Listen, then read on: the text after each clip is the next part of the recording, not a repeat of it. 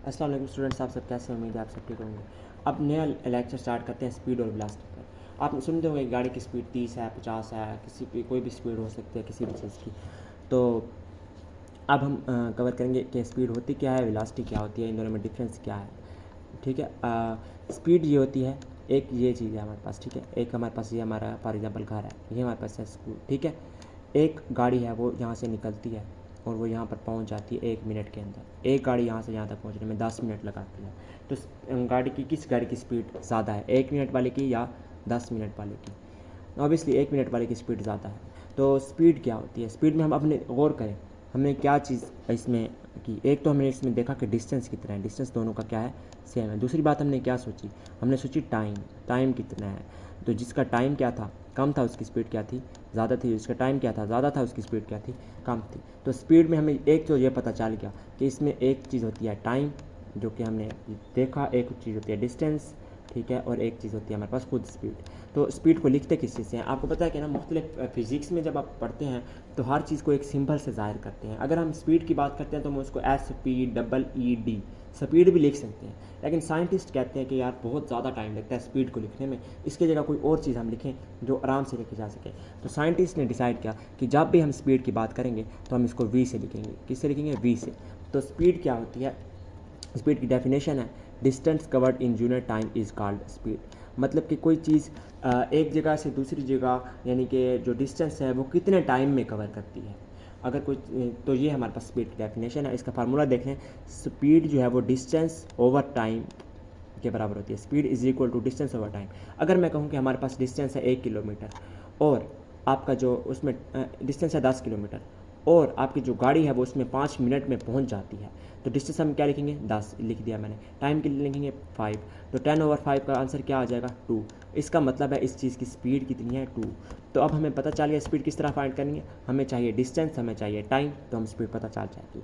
अगर डिस्टेंस एक जगह से दूसरी जगह का हमारे पास था 20 किलोमीटर और हमने वहाँ पर जाने में कितना टाइम लगाया, हमने जहाँ पर जाने में लगाया 5 मिनट, तो इसका मतलब है स्पीड कितनी होगी हमारे पास? 4। इसको हम डिवाइड करेंगे तो 4 आ जाएगा आंसर, ठीक है। समझ आ गई? अच्छा, तो इस तरह हमने जो डिस्टेंस है उसको हम किससे लिखते हैं? साइंटिस्ट कहते हैं डिस्टेंस इतना बड़ा वर्ड है, इसको किससे लिखें? साइंटिस्ट कहते हैं डिस्टेंस को आज के बाद हम S से लिखेंगे और स्पीड को आज के बाद हम V से लिखेंगे। तो उन्होंने स्पीड की जगह V पर यहाँ पर लिख दिया और डिस्टेंस की जगह यहाँ पर S लिख दिया और टाइम को उन्होंने कहा T से लिखेंगे। तो स्पीड का एक फार्मूला हमारे पास आ गया, V is equal to S/T। Most important formula है इस चैप्टर का, ठीक है। हाँ जी, तो हम बात कर रहे थे वेलोसिटी की, सॉरी स्पीड की। तो स्पीड का हमारे पास जो है वो फार्मूला आ गया, V is equal to S/T। Speed is equal to distance over time, ठीक है। तो स्पीड के बारे में बात पता चल गई, ये मोस्ट इंपॉर्टेंट फार्मूला है इस पूरे चैप्टर का। और अब हम बात करेंगे स्पीड के बारे में।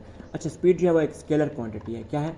एक स्केलर क्वांटिटी है, जबकि जो वेलोसिटी है वो एक वेक्टर क्वांटिटी है, ठीक है। आपने क्या करना है, आपने जो भी स्केलर क्वांटिटीज़ हैं उनकी एक लिस्ट बना लें, जो वेक्टर क्वांटिटीज़ हैं उनकी एक लिस्ट बना लें और फिर आप उनसे याद करें कि कौन सी क्वांटिटी स्पीड, ये वेलोसिटी है, ये क्या है। अच्छा, स्पीड का फार्मूला क्या है? V is equal to distance over time. क्या आपको पता है डिस्टेंस को हम किस चीज़ से लिखते हैं? हम कहते हैं इसका इतना डिस्टेंस है, तो वो डिस्टेंस क्या, किस में हम मेजर करते हैं? हम कहते हैं इतने किलो डिस्टेंस है, या इतने ग्राम डिस्टेंस है, या इतने न्यूटन डिस्टेंस है। नहीं, हम डिस्टेंस को कहते हैं मीटर में। तो हम यहाँ पर एस की जगह क्या लिख सकते हैं? मीटर लिख सकते हैं, ऑब्वियसली, क्योंकि ये मीटर में हम मेजर करते हैं, मीटर लिख सकते हैं।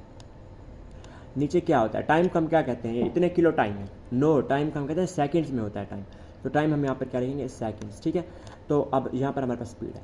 अगर आप देखें, इसको गौर करें तो मीटर ओवर सेकंड, ठीक है, ये हमारे पास क्या आ जाएगा? यूनिट आ जाएगा स्पीड का।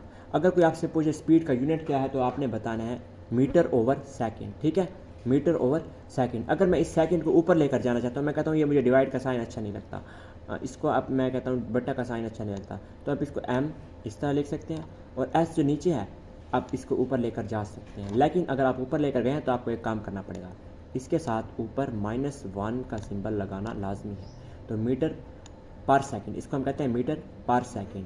मीटर के नीचे सेकंड है तो मीटर पर सेकंड, या इसको हम इस तरह भी लिख सकते हैं मीटर पर सेकंड, ठीक है। तो हमारे पास जो है वो स्पीड का यूनिट आ गया, ठीक है। अब वेलोसिटी की बात करते हैं। वेलोसिटी की बात करते हैं। वेलोसिटी की बात जब हम करते हैं तो ये भी सेम है। हम जब वेलोसिटी की बात करते हैं तो v इज़ इक्वल टू, अब डिस्टेंस की जगह यहाँ पर क्या आ जाएगा? डिस्प्लेसमेंट आ जाएगा। अच्छा, स्पीड में हमने यहाँ पर ऊपर क्या रखा था, डिस्टेंस ओवर टाइम, लेकिन यहाँ पर हमने क्या रखा, डिस्प्लेसमेंट। डिस्प्लेसमेंट क्या होता है, दो जो पॉइंट है उनके दरमियान शॉर्टेस्ट डिस्टेंस, जबकि डिस्टेंस तो हमारे पास ऊपर नीचे हो सकता है। लाइक यहाँ पर हमने डिस्प्लेसमेंट को कंसीडर कर लेना वेलोसिटी में, स्पीड में हमने यहाँ पर डिस्टेंस को लिख देना है, इतनी सी बात है। और डिस्प्लेसमेंट का यूनिट क्या होता है, आपको पता हो कि डिस्प्लेसमेंट और जो डिस्टेंस है इन दोनों का यूनिट सेम मीटर है, और टाइम का यूनिट सेकंड है, तो इसका यूनिट भी क्या आ जाएगा, मीटर पर सेकंड वेलोसिटी का। तो वेलोसिटी और स्पीड में सिर्फ एक डिफरेंस है कि स्पीड में ऊपर हमने डिस्टेंस रखा था, यहाँ पर आपने यहाँ पर डिस्प्लेसमेंट रखा। जब भी आप न्यूमेरिकल सॉल्व करेंगे, कोई प्रॉब्लम सॉल्व करेंगे, तो आप डिस्प्लेसमेंट या डिस्टेंस को यहीं पर ऊपर मीटर में लिख लेंगे, ठीक है, इतना मुश्किल बात नहीं है। और दूसरा डिफरेंस ये है कि वेलोसिटी एक वेक्टर क्वांटिटी है। जब हम कहते हैं इसकी वेलोसिटी 20 मीटर पर सेकंड है, तो इसका मतलब ये है कि ये हम गलत बात कर रहे हैं, क्योंकि हमने साथ डायरेक्शन भी बतानी होगी, क्योंकि हम वेलोसिटी की बात करें और वेलोसिटी एक वेक्टर क्वांटिटी है। तो फिर हम कहेंगे 20 मीटर पर सेकंड है, लेकिन डायरेक्शन इसकी है नॉर्थ में, या कोई भी डायरेक्शन आप बता सकते हैं, ठीक है, समझ आ गई।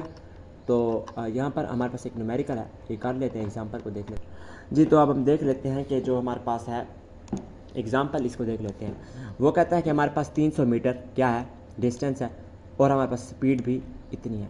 टाइम फाइंड करें, हमें तो स्पीड फाइंड करने का फार्मूला आता है, टाइम का तो हमें नहीं आता।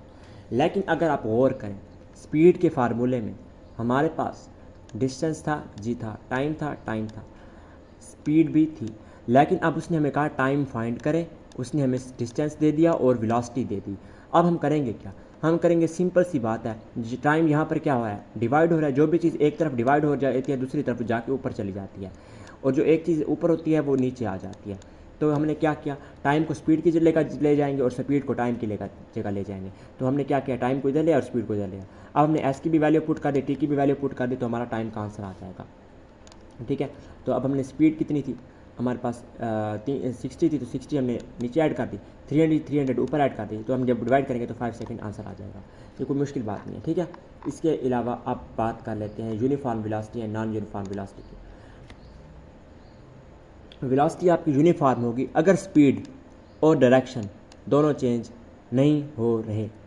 अगर एक ट्रेन जा रही है 20 की स्पीड से नॉर्थ की तरफ, और वो मुसलसल जा रही है, उसकी स्पीड भी 20 है और उसकी डायरेक्शन भी नॉर्थ है, यानी कि शुमाल की तरफ सीधी लाइन में जाती जा रही है, ना वो डायरेक्शन चेंज कर रही है, ना वो स्पीड चेंज कर रही है, स्पीड भी 20 की है, डायरेक्शन भी नॉर्थ की है, तो क्या होगी, यूनिफॉर्म वेलोसिटी होगी, स्पीड और डायरेक्शन दोनों चेंज नहीं हो रहे। लेकिन अगर या तो स्पीड चेंज हो रही है या डायरेक्शन चेंज हो रही है या दोनों चेंज हो रहे हैं, तो हम कहेंगे उसकी वेलोसिटी नॉन यूनिफॉर्म है या वेरिएबल है। वेरिएबल या नॉन यूनिफॉर्म एक ही चीज़ होती है, ठीक है। अगर ट्रेन जा रही है 20 की स्पीड से यहाँ पर मुसलसल एक ही डायरेक्शन में, तो कहेंगे यूनिफॉर्म वेलोसिटी है। लेकिन अगर ट्रेन की स्पीड एक ही डायरेक्शन यही है, लेकिन वो कभी 5 स्पीड हो जाती है, कभी 15 हो जाती है, कभी 25 हो जाती है, इसका मतलब स्पीड चेंज हो रही है, तो वो क्या होगी, uniform velocity, sorry non uniform velocity. लेकिन अगर उसकी स्पीड 20 है, लेकिन वो कभी इधर चली जाती है, इधर चली जाती है, इधर चली जाती है, इधर चली जाती है, स्पीड 20 है, फिर भी वो क्या होगी, नॉन यूनिफॉर्म, क्योंकि उसकी इस बार क्या चेंज हो रही है, डायरेक्शन। तो हमें डायरेक्शन और स्पीड दोनों को सेम रखना है अगर हम चाहते हैं कि बॉडी यूनिफॉर्म में हो। अगर बॉडी ये इन दोनों में से कोई भी चीज़ डिफरेंट हो गई, तो इसका मतलब ये है कि हमारी जो वेलोसिटी है वो नॉन यूनिफॉर्म है, ठीक है। इसकी एग्जांपल आप देख लेंगे यहाँ से, आसान सी बात है। एक्सेलरेशन को नेक्स्ट लेक्चर में डिस्कस करते हैं, तब तक के लिए अल्लाह हाफिज़।